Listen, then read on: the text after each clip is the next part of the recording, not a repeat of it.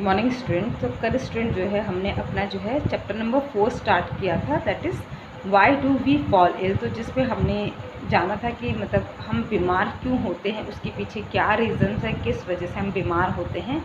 तो ये सब हमने जो है पिछले लेक्चर में पढ़ा था, जिसमें हमने सबसे पहले जो है डिज़ीज़ टॉपिक पर हमने बात करी थी कि व्हाट इज़ अ डिज़ीज़, जहाँ पर हमने देखा कि डिज़ीज़ का मतलब क्या होता है कि यानी कि जब हमारी बॉडी के जो ऑर्गन्स होते हैं या जो बॉडी पार्ट्स होते हैं वो प्रॉपर तरीके से फंक्शनिंग करना बंद कर देते हैं, तो उस कंडीशन को क्या कहते हैं, हम डिजीज़ कहते हैं। ठीक है। इसके बाद जो है हमने डिजीज़ के टाइप्स देखे थे कि डिजीज़ जो है किस किस तरीके से होती हैं। बाय बर्थ डिजीज़ हो सकती है, जिसमें कि आपके जेनेटिक डिसऑर्डर्स आते थे। सेकंड आपका जो है एक्वायर्ड डिजीज़ हो सकती है, जो कि आपको आफ्टर बर्थ होती है। एक्वायर्ड डिजीज़ में हमने दो तरीके के देखे थे डिजीज़, जिसमें कि आपका जो है क्या था स्टूडेंट, कम्युनिकेबल और नॉन कम्युनिकेबल डिजीज़ थी। दैन उसके बाद जो है हमने पढ़ी थी जो नॉन कम्युनिकेबल डिजीज़ होती हैं, उसमें आपका एग्जांपल में जैसे डेफिशिएंसी डिजीज़ हो गई, कैंसर हो गया, इंजरी हो गया था। ठीक है। कम्युनिकेबल और इन्फेक्शियस डिजीज़ में आपका क्या था, कॉन्टेजियस डिजीज़ और नॉन कॉन्टेजियस डिजीज़ था। मीन्स कॉन्टेजियस डिजीज़ का मतलब डायरेक्ट ट्रांसमिशन, जो कि direct one person to another person transfer होते हैं। और नॉन कॉन्टेजियस का मतलब हो गया इनडायरेक्ट ट्रांसमिशन, जो एक पर्सन से दूसरे पर्सन में डायरेक्टली ट्रांसमिशन जिनका नहीं होता बल्कि किसी वेक्टर के थ्रू होता है। ठीक है। तो इस तरीके से कल हमने डिजीज़ के बारे में पढ़ा था। तो अब आती है बात स्टूडेंट इसके बाद जो है कि डिजीज़ जो है ड्यूरेशन के अकॉर्डिंग भी जो है टू टाइप की होती है। एक होती है एक्यूट डिजीज़ और दूसरी होती है स्टूडेंट क्रॉनिक डिजीज़। ठीक है। एक्यूट डिजीज़ और दूसरी होती है क्रॉनिक डिजीज़। एक्यूट डिजीज़ का मतलब होता है स्टूडेंट कि जो कि शॉर्ट ड्यूरेशन वाली होती है, कि जैसे आपको 4 दिन रही, 5 दिन रही, 6 दिन रहे या 7-8 दिन रहे। ठीक है। तो ये शॉर्ट ड्यूरेशन होता है इस डिजीज़ का। लेकिन जो इसके अलावा जो है ये जो एक्यूट डिजीज़ होती है स्टूडेंट, ये जो है क्या होती है, इसका कोई लॉन्ग टर्म जो है बैड इफ़ेक्ट देखने को नहीं मिलता है ह्यूमन हेल्थ में। ठीक है। यानी कि कोई ऐसा बैड इफ़ेक्ट नहीं देखने का ऐसे कोई बैड इफ़ेक्ट देखने को नहीं मिलते हैं ह्यूमन हेल्थ में एक्यूट डिजीज़ से। ठीक है। इसके अलावा जो है जो एक्यूट डिजीज़ होता है, इसमें क्या होता है स्टूडेंट कि इसमें जो पेशेंट होता है इसका कोई वेट लॉस नहीं होता है। ठीक है। पेशेंट का कोई वेट लॉस नहीं होता है और इसकी जो है रिकवरी भी जो है क्या हो जाती है, बड़ी जल्दी हो जाती है। ठीक है। तो इसको कहते हैं हम एक्यूट डिजीज़, जो कि शॉर्ट ड्यूरेशन होता है। इसकी जो है कोई बैड इफ़ेक्ट देखने को नहीं मिलते हैं, लॉन्ग टर्म बैड इफ़ेक्ट देखने को नहीं मिलते हैं, रिकवरी जल्दी हो जाती है और इससे जो है पेशेंट का वेट लॉस नहीं होता है। ठीक है। तो इसके एग्जांपल में आ जाता है आपका जैसे कोल्ड कफ। आपको पता है स्टूडेंट कि जो कोल्ड कफ होते हैं वो हफ्ते 2 हफ्ते के बाद जो है क्या हो जाता है, ठीक हो जाते हैं। ठीक है। और उससे ऐसा कुछ नहीं है कि हमारी बॉडी का जो है वेट लॉस हो रहा है या फिर जो है उसका लॉन्ग टर्म इफेक्ट, कोई बैड इफेक्ट हमें देखने को मिल रहा है। ठीक है। और ईजिली जो है उसका ट्रीटमेंट भी हो जाता है। नेक्स्ट होता है स्टूडेंट जो है क्रॉनिक डिजीज़। क्रॉनिक डिजीज़ जो होती है स्टूडेंट, ये लॉन्ग ड्यूरेशन वाली होती है, लॉन्गर ड्यूरेशन वाले होते हैं, बहुत लंबे टाइम तक ये डिजीज़ हमारी बॉडी में रहती हैं। ठीक है। इसीलिए जो है इनकी जो है ह्यूमन हेल्थ में जो है जो इफ़ेक्ट देखने को मिलते हैं वो लॉन्ग टर्म इफ़ेक्ट होते हैं और ड्रास्टिक हो सकते हैं। ठीक है। ड्रास्टिक का मतलब कि खतरनाक हो सकते हैं, मे बी डेथ भी हो सकती है पेशेंट की इन डिजीज़ में। ठीक है। उसके बाद है कि इसमें जो है जो ट्रीटमेंट होता है, आफ्टर ट्रीटमेंट के बाद भी जो है क्या होता है, जल्दी से जो है रिकवरी नहीं होती है। ठीक है। नेक्स्ट होता है कि इसमें पेशेंट का जो है बॉडी का जो वेट है वो काफ़ी लॉस हो जाता है। ठीक है। जैसे एग्जांपल के तौर पर ट्यूबरकुलोसिस, टीबी जो है क्या है, एक जो है टीबी हो गया आपका, एड्स हो गया आपका। ठीक है। ये क्या है आपकी क्रॉनिक डिजीज़ में आते हैं, यानी कि लॉन्ग टर्म इफेक्ट इनको होता है। ठीक है। अब आता है स्टूडेंट इसके बाद आपका जो है कि ये हम बात कर रहे थे अभी तक डिजीज़ के बारे में, हमने पढ़ा कि acute disease, chronic disease, communicable disease, non communicable disease पढ़ लिया हमने। इसके बाद हमने जो है कॉन्टेजियस डिजीज़ पढ़ लिया, नॉन कॉन्टेजियस डिजीज़ पढ़ लिया। ठीक है। हमने जो है कॉन्जेनिटल डिजीज़ पढ़ लिए, एक्वायर्ड डिजीज़ पढ़ लिए, ठीक है। तो इस इतने सारे हमने डिजीज़ के टाइप्स पढ़ लिए कि किस किस तरीके से जो है डिजीज़ हो सकती हैं, ठीक है। तो क्या होता है कि आपका जो है ये जो डिज़ीज़ हो रही है एक्चुअल में ये हो रही है तो क्या इसका कारण है।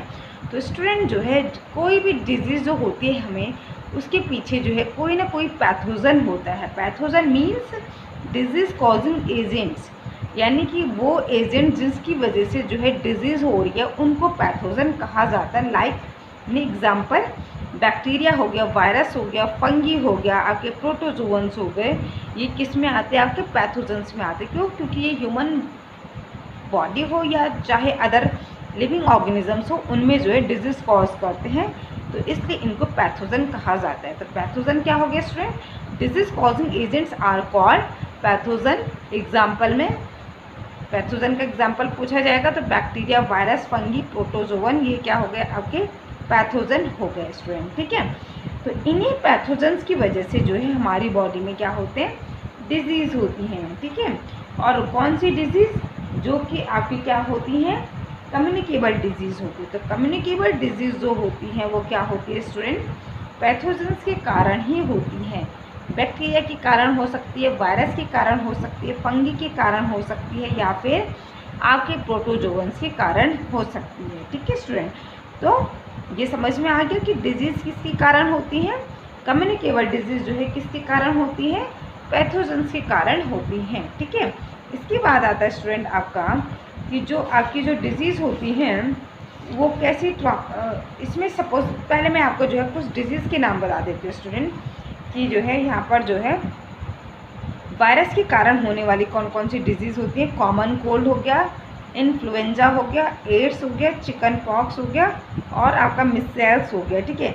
ये किसके कारण होने वाली डिजीज़ है स्टूडेंट्स, वायरस के कारण होने वाली डिजीज़ है। तो यानी इन सब का जो पैथोजन हो गया वो क्या हो गया आपका, वायरसेस हो गए, ठीक है।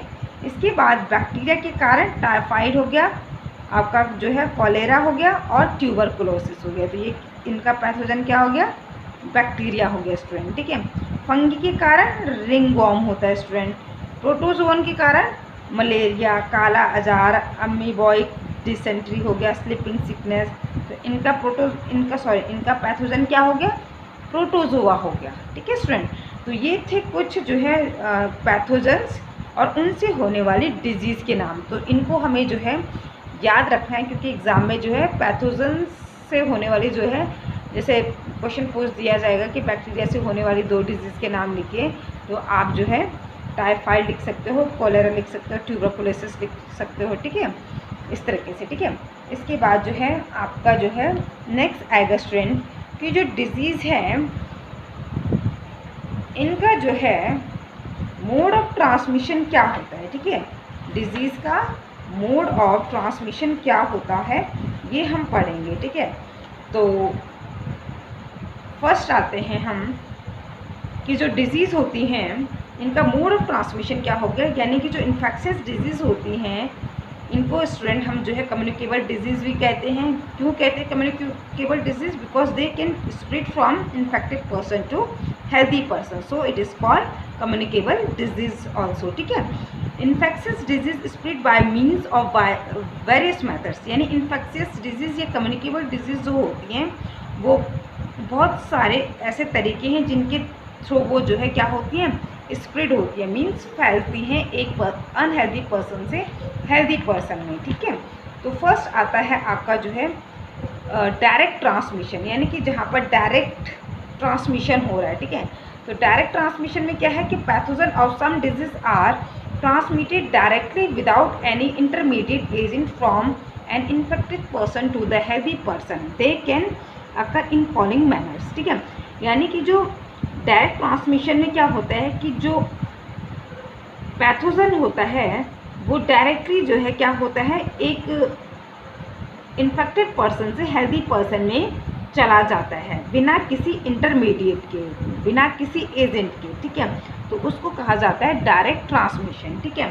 फर्स्ट आता है स्टूडेंट इसमें डायरेक्ट ट्रांसमिशन में by physical contact. By physical contact का मतलब हो गया स्टूडेंट कि जहाँ पर जो है आपका जो है आपने कोई फिज़िकल कांटेक्ट किया, किसी से हैंड शेक किया, किसी से आपने हाथ टच किया, किसी को आपने टच किया, तो उस टच के थ्रू जो है उस इन्फेक्टेड पर्सन में जो पैथोजन थे, जो बैक्टीरिया थे, वो आपकी बॉडी में आ जाएंगे जैसे ही आपने उसको टच किया। ठीक है, तो ये हो गया बाय फिजिकल कांटेक्ट के ज़रिए। ठीक है, जैसे इसमें आपका जो है क्या है, chicken pox, small pox, ringworm, ये क्या होती हैं, फिजिकल कांटेक्ट के थ्रू जो है इन्फेक्टेड पर्सन से हेल्दी पर्सन में क्या हो जाती है, स्प्रेड हो जाती हैं। ठीक है, और क्या है आपका स्टूडेंट, इसलिए ये क्या है, these disease are called contagious disease. ठीक है, कॉन्टेजियस डिजीज़ का मतलब हमने पीछे बताया था आपको चार्ट में, मीन्स जो कि डायरेक्ट ट्रांसमिशन होता है जिनका, उनको क्या कहा जाता है,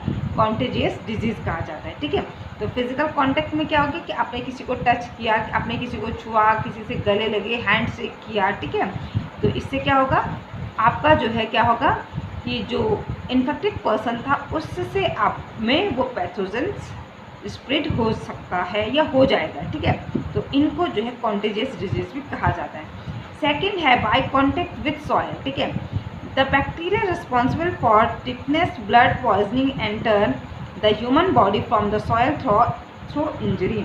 यानी कि सॉइल में जो है स्टूडेंट, आपको पता है कि सॉइल में जो है मिलियंस ऑफ नंबर में जो है क्या मौजूद हैं, पैथोजेंस मौजूद हैं, बैक्टीरिया मौजूद हैं, वायरसेस मौजूद हैं। ठीक है, आप सॉइल के कांटेक्ट में अगर सपोज कहीं पर आपकी स्किन कट गई है और आपकी वो कटी हुई स्किन जो है सॉइल के टच में आ जाती है, तो क्या होगा कि वो बैक्टीरिया जो है उस कटी हुई स्किन के ज़रिए जो है आपकी बॉडी में एंटर कर जाएगा और आपको जो है इन्फेक्टेड कर देगा। ठीक है, तो ये हो गया आपका बाय कांटेक्ट विद सॉइल में। ठीक है, नेक्स्ट है बाय एनिमल बाइट्स। तो एनिमल बाइट्स में जैसे कि स्टूडेंट आपको पता है कि जो डॉग होते हैं या कैट होते हैं या मंकी होते हैं, इनके काटने से भी जो है क्या होती है, डिजीज़ जो है स्प्रेड होती है। तो जैसे जो रेबीज़ होती है वो क्या होती है, मोस्टली डॉग, कैट और मंकी के काटने से ही क्या होती है, फैलती है। रेबीज़ क्या होता है, इसका वायरस होता है। ठीक है, तो ये हो गया एनिमल बाइट से। तो एनिमल बाइट से जो है क्या होता है, डिजीज़ जो है क्या हो सकते हैं, एक से जो है एक व्यक्ति को हुई। ठीक है, उसके बाद वो एक से दूसरे को हो सकती है। ठीक है, इसके बाद नेक्स्ट है स्टूडेंट आपका थ्रू प्लेसेंटा। यानी कि जो प्लेसेंटा होता है स्टूडेंट, ये मदर से कनेक्टेड है। प्लेसेंटा क्या होता है कि जब भी कोई फीमेल प्रेग्नेंट होती है तो एम्ब्रियो को न्यूट्रिशन प्रोवाइड कराने के लिए फीमेल में जो है प्लेसेंटा का डेवलपमेंट होता है, और इसी प्लेसेंटा के ज़रिए जो है जो एम्ब्रियो होता है मदर की यूट्रस में, वो न्यूट्रिशन लेता रहता है। ठीक है, तो अगर सपोज़ कोई